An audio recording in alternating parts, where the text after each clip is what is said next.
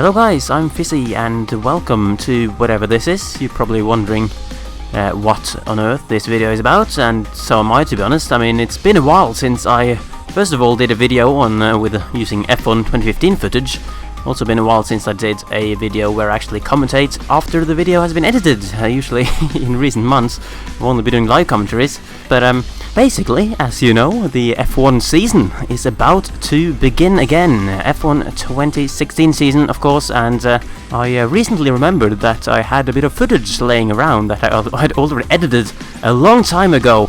The race around Abu Dhabi, raced by the AI drivers on F1 2015, which I was meant to use for the F1 2015 Predicts video that I was going to do for Abu Dhabi several months ago. And well, as you probably could tell back then, that never happened. But you know, seeing as I suddenly saw I had the footage laying around already edited, I just thought it would make sense for me to do an F1 video again. And well, it's not gonna make much sense for me to now do an F1 2015 Predicts video for Abu Dhabi, because you know that happened like 4 months ago.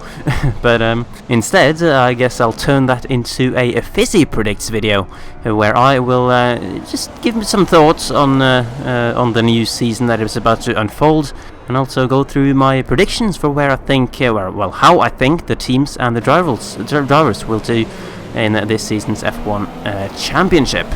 So I don't know about you, to be honest, but I am certainly quite excited for the new season, even though it has to be said that last season, the 2015 season, didn't really excite me all that much, certainly not compared to what F1 usually does.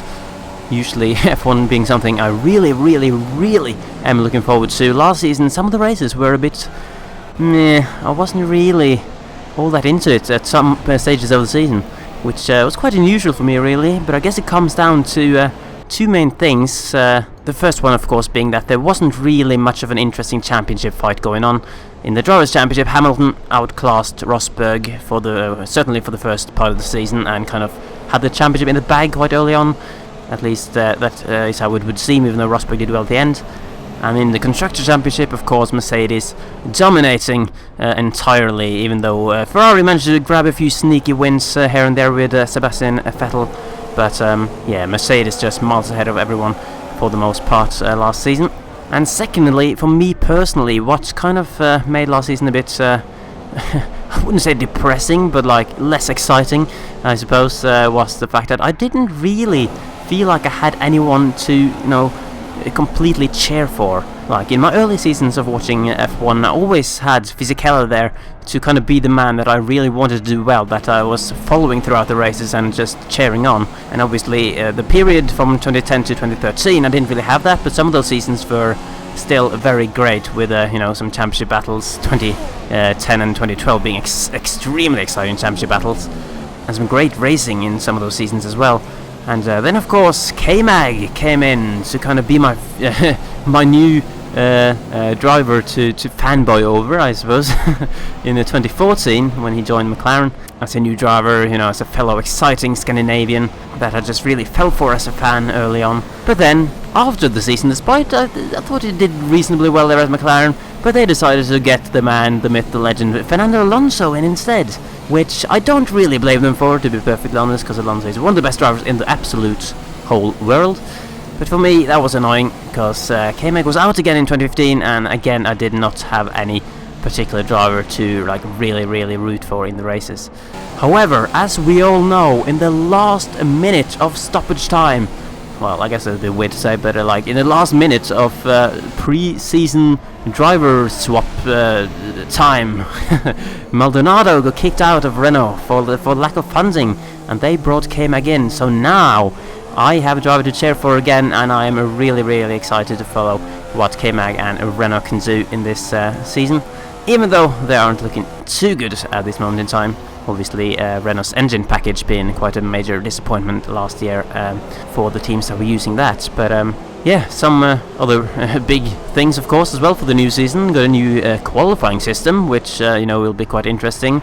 Obviously a lot of people finding it's completely pointless to change up the qualifying, because that was kind of one of the things that weren't broken, I guess you could say, with the current format. It's more the races themselves that have been cause for criticism in recent seasons, not the actual qualifying sessions, but they have decided to change that up and basically taken some inspiration from, like, I don't know, like elimination races on Dirt 2 or something, made it an elimination qualifying, which I'm not going to judge it until we see it in action. I think it'll be interesting to see how that pans out, and of course there's some new pretty complicated tyre rules that's coming into effect as well that might affect strategies and stuff like that. Again, not really sure how that would pan out, but yeah, interesting to follow, of course, and see how it affects the races this season.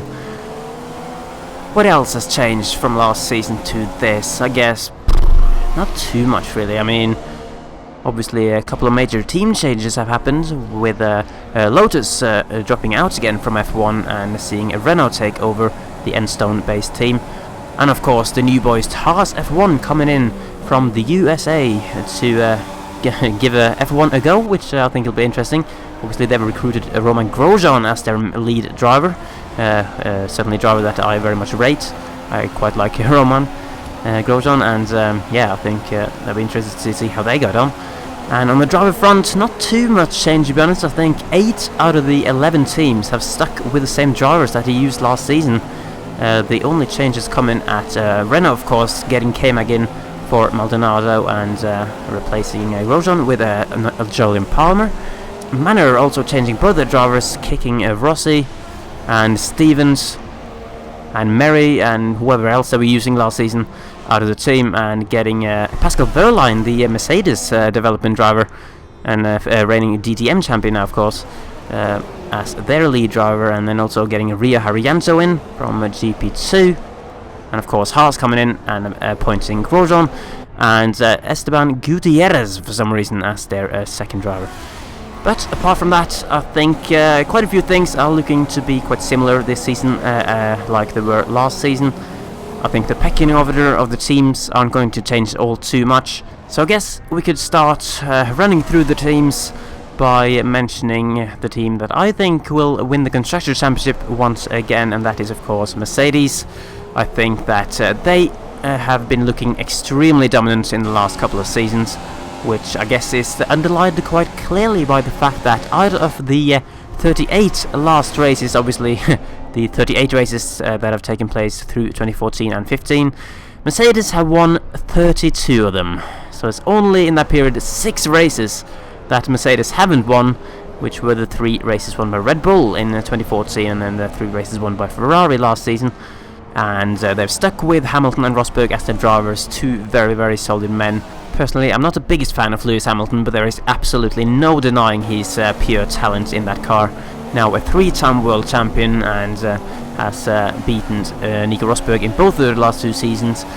But Rosberg, I think I still rate Rosberg, to be honest. I don't think being beaten by Hamilton is something that makes you a bad driver. But last season was quite disappointing with how few times Rosberg managed to challenge him until the last few races when Hamilton had already won the championship. So I hope that if it's going to be a case of Mercedes being dominant this season again, I really hope that Rosberg can make a fight of it this time and take it right until the final race, like he did of course in 2014, but without success on that occasion. So yeah, for me, and I assume for most people who also have opinions on Formula 1, Mercedes will be the team that is going to win the Constructors next season. But looking on to the team that is in the best position to potentially challenge them, that is of course Ferrari, who finished second in the Constructors last year and won, the only team bar Mercedes had won some races. Sebastian Vettel came in there and was looking very good, to be honest. I think he really outclassed Raikkonen, just like Alonso outclassed Raikkonen the year before at Ferrari. And I think they're in a reasonable position, to be honest. I don't think the Ferrari power unit now is too far behind Mercedes. I think Mercedes still have, some advantages there still. But Ferrari also looking strong. However, while apparently some people within the Mercedes team seem to think that Ferrari have a really closed the gap to them compared to last year, I am not really sure myself. I think Ferrari is definitely going to be the second best team, that's for sure. But unfortunately, I would love to see a Mercedes-Ferrari proper battle for the Constructor Championship. But yeah, really, I think Ferrari will be just a bit too far off again. On a consistent basis, I think, like the last season, they might sneak in and win a few races here and there, but Mercedes have just looked ultra consistent in the pre-season leading up until this video, so I think you know, they got a few. They are still a few steps ahead of Ferrari at this point in time.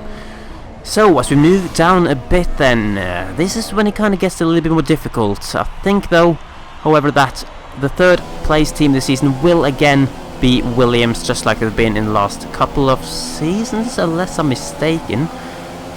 Yeah, I'm pretty sure they were third in both 2014 and 2015, and I think they will be once again in 2016.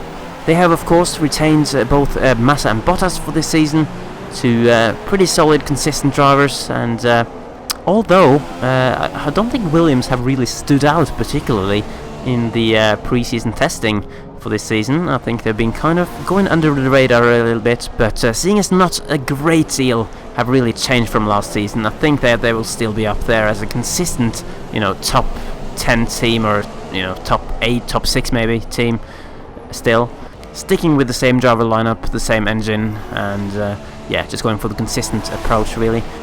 Yeah, fourth place then. This is maybe when my prediction might be a little bit different from other people's. I'm going for Force India as a team that I think will finish fourth this season. And why have I done that, do you ask? Well, it's a bit hard to say. It's not really based on a great deal of fact. It's more of a, you know, a feeling in my gut right now that Force India will just do well this season. I think that they've been looking strong in pre-season testing. I think Hülkenberg set one of the fastest time at the Catalonia testing, as some weird things are going on in the AI race right now. Hamilton having some issues there, but yeah, Force India, of course, staying also with the Mercedes power unit, the top package in the pecking order on that front, and I really also rate their two drivers, Hülkenberg and Perez. Very, very strong, solid drivers in my book. That last season was very hard to separate, and surprisingly last season Perez beating Hülkenberg in the championship as well. I'm not sure that will happen again this season, personally, but yeah, both two drivers that I think that if they have a good package underneath them, I think they can really pull out some top results, and you know, I reckon Force India are on road to maybe getting some podiums this season at least. So then, a little bit interesting then, because I'm actually having a bit of a trouble separating the two teams underpating for fifth place.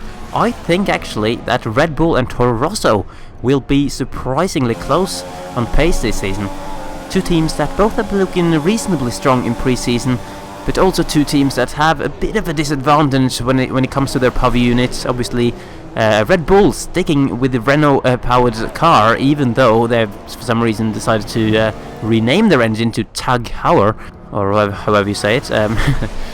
Instead of actually saying that it's an Renault engine, I guess they are a little bit ashamed based on their performance last season that they are using a Renault engine still. But for Toro Rosso, it's not, you know, it's not the ideal situation either. They have changed quite smartly from Renault to Ferrari. However, they have been put on a deal that only lets them run the 2015 power unit and not the updated 2016 one from Ferrari. So that could certainly be a bit of a disadvantage for them. And ultimately, I think that Red Bull's experience of being closer to the front and probably having a bit more talent in their, you know, their engineer squad as well, I think Red Bull will edge Toro Rosso in the end and get that fifth place in the Constructors. Toro Rosso getting sixth. Then in seventh place, I am going for the team that, based on last season, has a disgracefully slow power unit, but that despite their struggles have two of the best drivers on the grid in Alonso and Button. That is of course McLaren, the old big dogs in Formula 1, now struggling around towards the back. But I think they will make a step up from obviously last season when they finished second to last in the Constructors Championship. I think they will take a step forward this season, both with the power unit and the car itself, to finish in seventh place.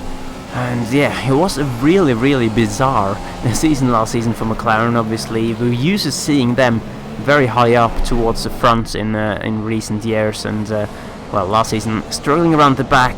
Alonso and Button, 2 world champions, finishing, struggling to get out of Q1 most of the time. It was really, really weird. Honda clearly coming back into F1 and not finding it easy at all. They have some way to go before they can, refine that, top McLaren-Honda partnership that from back in the day when Senna and Prost were driving that car.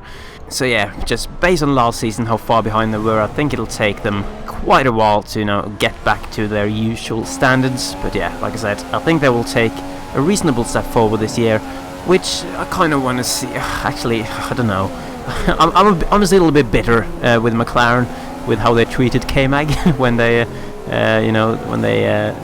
apparently relieved him of his reserve role duties last season by sending him an email on his birthday, apparently.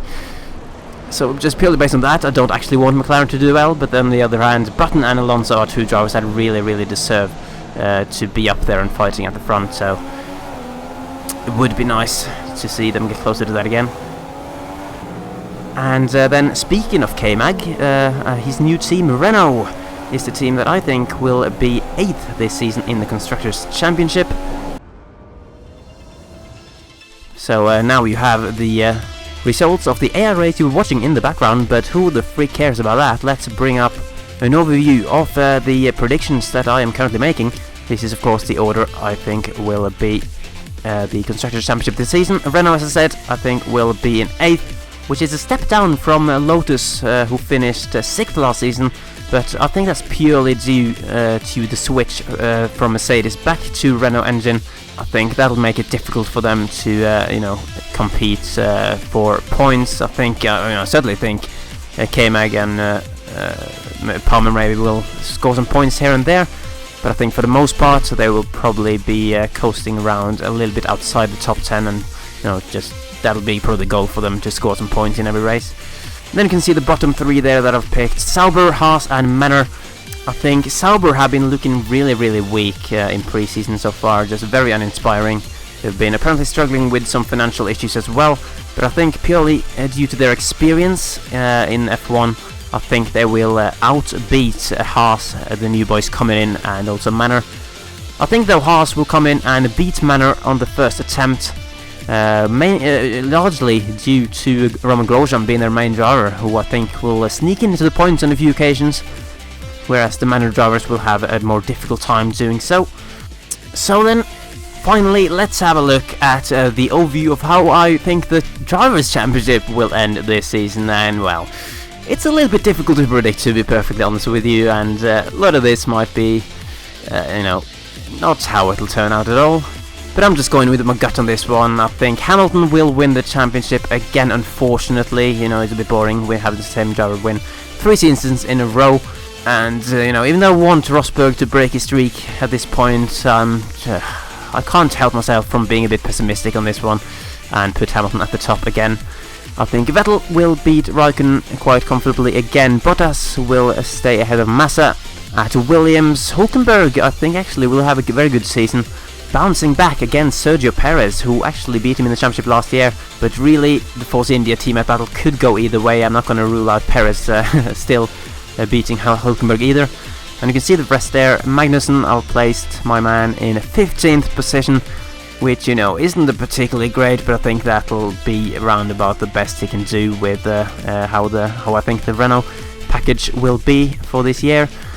I think at least that he will win the teammate battle at Renault, even though I'm not really sure what to expect from Palmer, to be honest, but he's a GP2 champion, but he was after having been in GP2 for several years, so I'm not sure. Palmer hasn't really convinced me yet, but if he does end up beating Magnussen, then I will start rating him, I'm sure. So yeah guys, there we have it. So that is my predictions for the Constructors and the Drivers' Championship for the F1 2016 season. Obviously, as usual, I'm uploading this video quite late, so there's not so long to go until the qualifying session at Australia.